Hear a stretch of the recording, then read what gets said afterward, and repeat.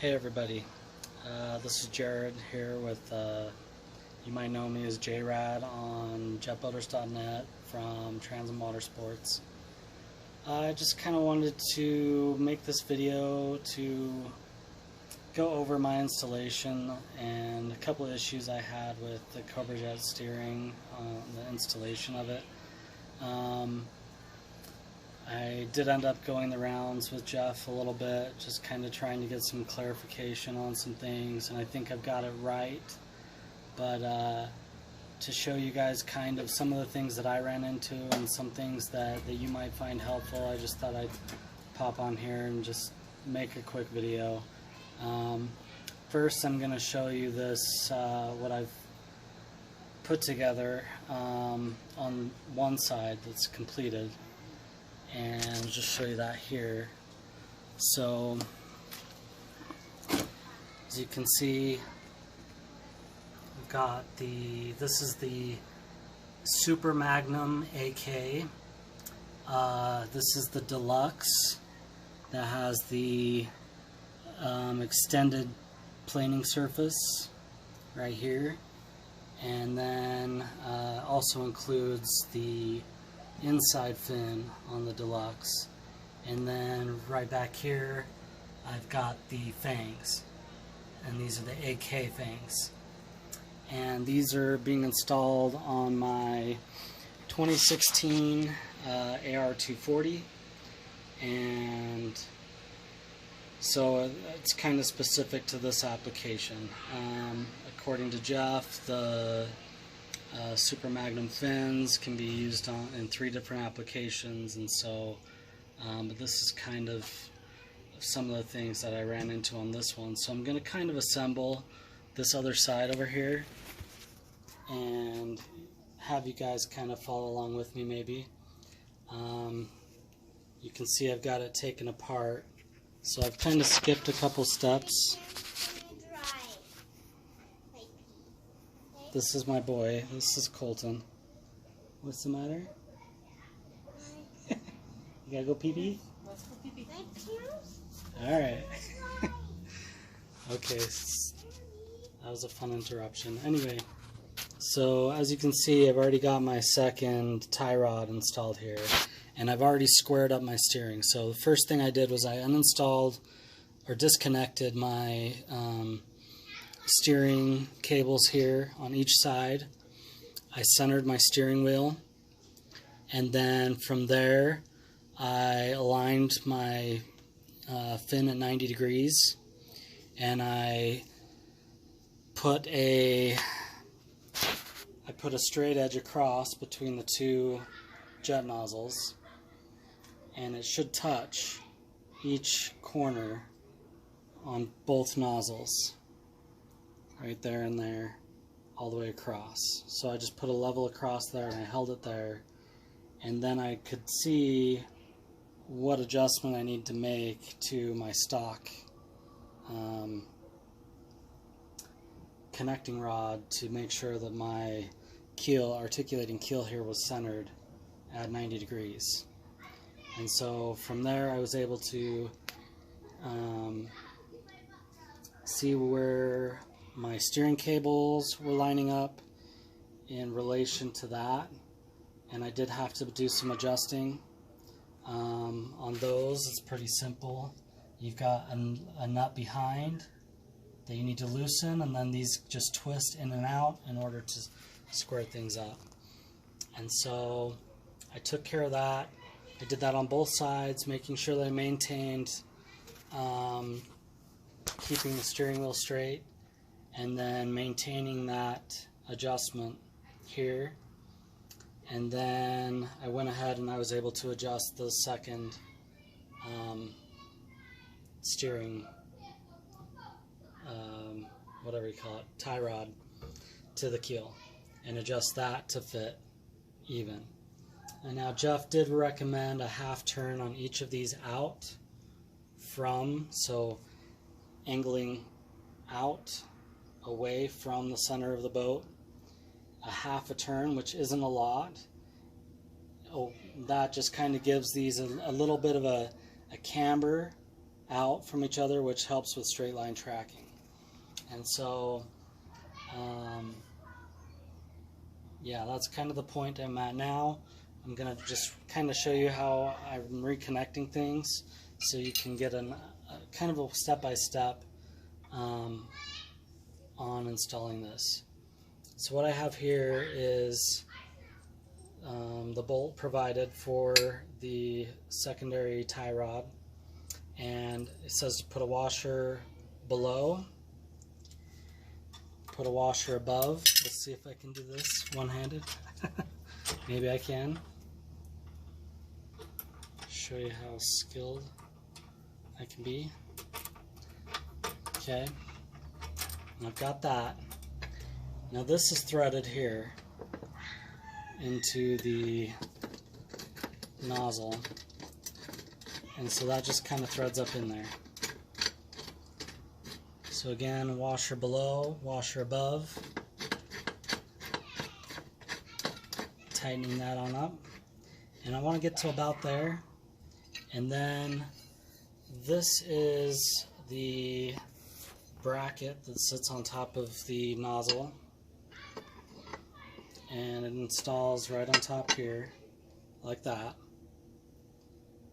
Now this is a part that I kind of had a little questioned a bit. I've seen on Jeff's site and on jetboaters.net this same bracket that this outside flange actually angles down rather than up, and I'll explain kind of why that was a little bit confusing here in a minute, but just foreshadowing, that was an issue that I kind of had with it.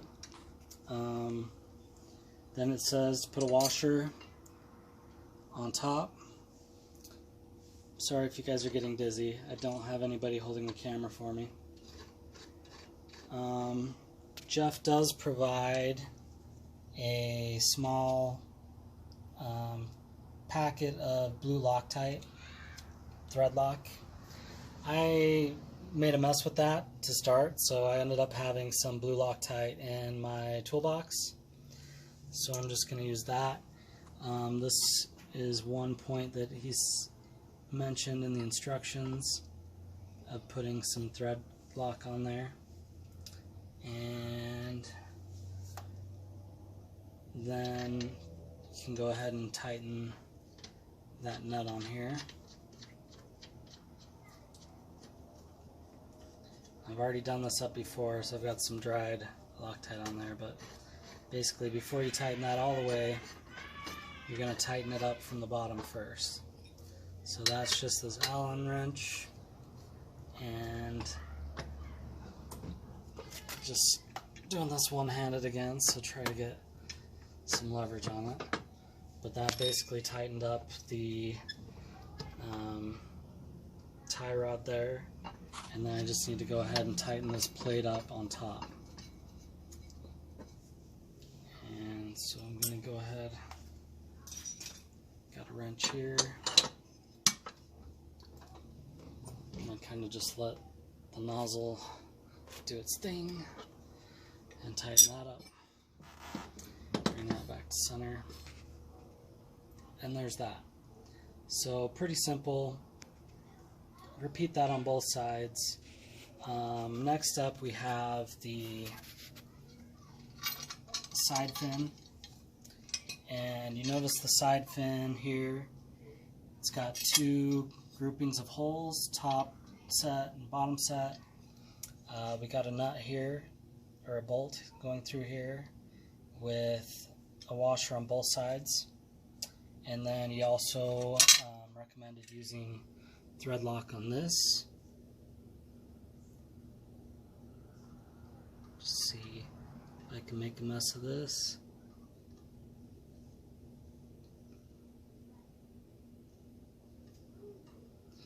Now I've already gone ahead and pulled the bolts out of my reverse gate here. One thing he said to be certain of is that you keep this factory standoff inside of that hole. that's going to prevent any binding on this reverse gate. So just set this up here. Got plenty of thread lock on that, looks like. See if I can line up these threads and start that. I don't know if you guys are seeing any of this. Flying blind here a little bit. And let me set this down. Maybe you can view it from underneath. There we go.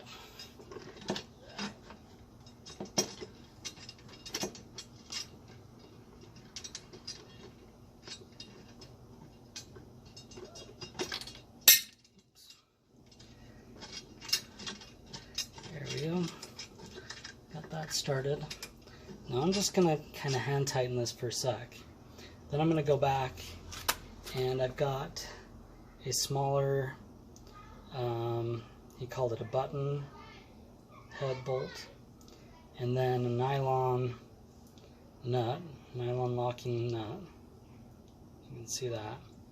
And on this version, he says to go through the bracket like this, right? Now I found that the only position that works on this is to, so here's that bolt going through the bracket here. The only setting that works is this top hole. And let me see if I can get that put through, and I'll show you.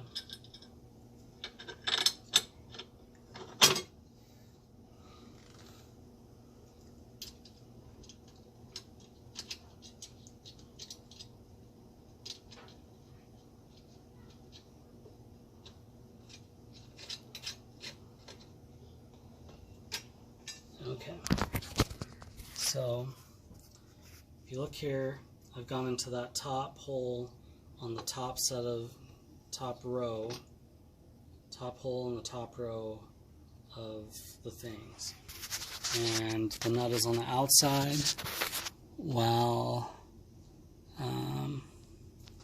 let's see if I can get a shot of that. The button head bolt is going through from the inside.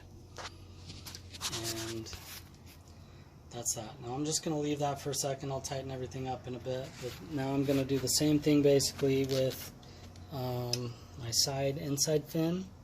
I'm going to put some Loctite on that. What you've got. I'm going to set it down here. Again, there's that same factory standoff, which mine dropped out, that you want to make sure that you get in there. I've got washers on both sides of the fin. Just see if I can line this up and start it by hand.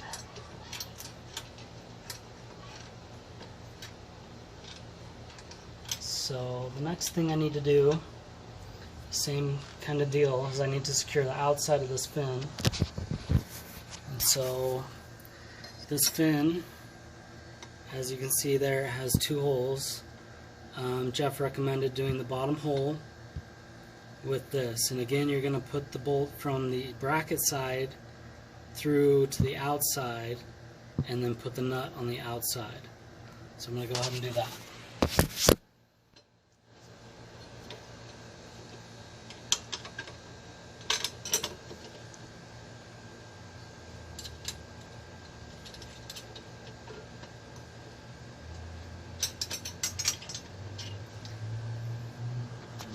So now I want you to see here, sorry about my hand, terrible videographer. Anyway, so as you can see here, I've pretty much got it fully assembled. I just need to tighten all those bolts down. The one thing I need to do now is install the the fang on this, and I'll show you again why it has to be installed a certain way in this application.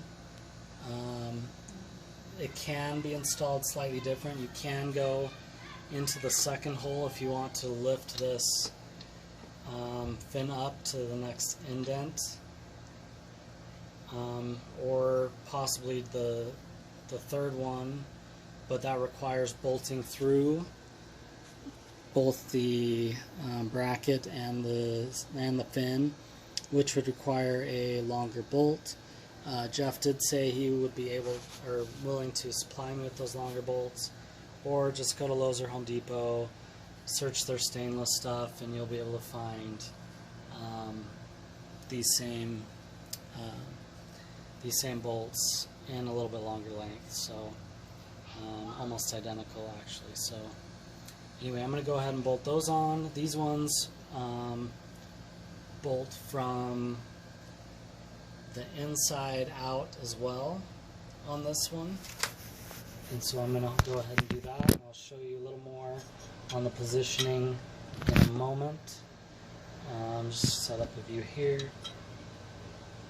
So inside out, again, this is in the top set of holes for this model boat. This model of steering, it's going to be on these top set of holes. So the bracket and the fangs are going to install in that top set. So that's kind of how that's going to go together. Now that has to be angled down in this direction, because if you come to this other side, what happens if you try to install it the alternative to this lower point and angle the fang up further, then the problem is it wants to contact your turnbuckle on your steering. And I ended up reversing this bolt through here just because I thought, what I've seen online, I've seen ones that were angled up higher, and so that's what I thought I was going to be, how I was going to be installing it. So to try, I noticed it was contacting it. To try to get the clearance, I tried reversing that, and it just doesn't work to do that. It still makes contact. So the thing that kind of threw me on this application, from what I've seen, is there's all these other adjusting holes on here, all these other mounting positions on top and on the bottom. And I pretty much primarily see the fangs installed here.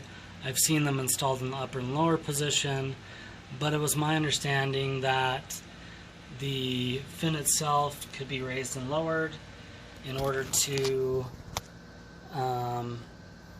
determine the amount of influence that this fin has as the water travels past it below the boat. So you could raise this up a little bit and it would have a little less steering influence and just be a little bit adjustable that way. And apparently it is, but it requires the longer bolts to go through the fangs, so that this, the problem is that this bolt here, if you try to go down to this next setting, then it contacts under here. You can see the head of this bolt here ends up contacting the bracket. That clearance is very tight, and so it doesn't really work well. So so the thing that kind of threw me is I'd seen these brackets on Jeff's site and both on jetbuilders.net with other members who had installed these, and this outer flange on the bracket angled down. And so for a time I thought that this bracket was the incorrect bracket, that this flange was supposed to be reversed, allowing me to install it in this lower set of holes, which I've seen done. But according to Jeff, for this model, this is how this one's done. These are the correct parts for it. He reminded me a number of times to thoroughly go through the instructions on installing these. So anyway, we got it. Sorry, my battery died on my phone, but I just wanted to give some final thoughts here about the Cobra Jet steering and my frustrations, and the confusion that might go along with the installation of it. Basically, there's a lot of, I followed the instructions pretty well. They were pretty clear. There are some images that maybe aren't exactly pertaining to my system exactly, and so that can be a little confusing, but just kind of read through and follow along as best you can. I started trying to just double check my work and kind of check out some images that I'd seen on other members on jet boaters, and also Jeff's website, just to kind of make sure that I had done it the way that I'd seen in those pictures that were more specific to my model, or that I thought that were. And again, like I found some that had the different bracket, that had the one ear turned down rather than both ears turned up. They were, one was up, one was down on the other, and then that was book matched on the opposite side. And then I saw people with their fangs adjusted in a different manner, or with using the bottom hole to adjust the fang up, and then Jeff's content, or his installation instructions that he sent in email, also showed one up and one down that way. So that's where I started double checking, was when I got to the fangs and started trying to look at how those were installed, and then I got thinking about the adjustability that Jeff kind of talks about, how you can adjust his system for the amount of influence that you prefer to have. And so with the way the fangs were and the bolting location of the fangs, it seemed like that those were going to interfere with being able to adjust it. And but I guess it can be done with the use of longer bolts. I did send an email to Jeff at Cobra Jet just to double check, get final approval of my installation. Sorry if I was a cause of any frustration to you, Jeff. I appreciate the help. So yeah, it was a good time. So it didn't take that long to install, but it took me a while to second guess myself and kind of go back and look at things. I did end up uninstalling and reinstalling for this video, just so that you guys could kind of see along with me how that went. So anyway, thanks for hanging on this long, if you hung on to see this little blip at the end. But anyway, talk to you soon. Bye.